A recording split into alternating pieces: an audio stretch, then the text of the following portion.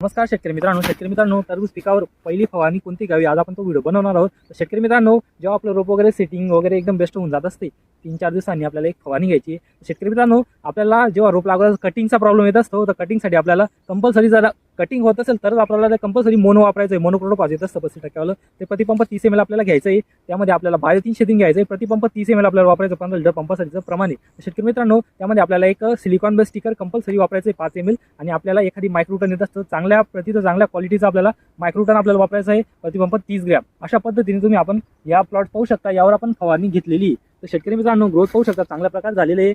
Bio 3 शेतींचं कसं असतं, नागाडीचा attack येत असतो सुरुवातीला पानावर होतो। नागाडीचा अटॅक बायो 3 शेतींमुळे निघून जात असतो आणि त्यानंतर आपलं जे मोनो असतो ते कटिंग होत असते, जे झाड असतं कट होऊन जात असतं एखादी, तर त्या कटिंग थांबण्यासाठी आपल्याला मोनो वापरावं लागत असतं। मायक्रोटन एक काजडी येत असते, क्वालिटी येत असते आणि सिलिकॉन बेस स्टिकर हे औषध चिपकवण्याचं आणि स्प्रेड करण्याचं काम करत असतं। तर अशा पद्धतीने आपल्याला पहिली फवारणी टरबूजसाठी घ्यायची आहे। तुम्ही जर आपल्या चॅनल नवीन असाल तर आपल्या चॅनलला सबस्क्राईब करून घेणे। धन्यवाद।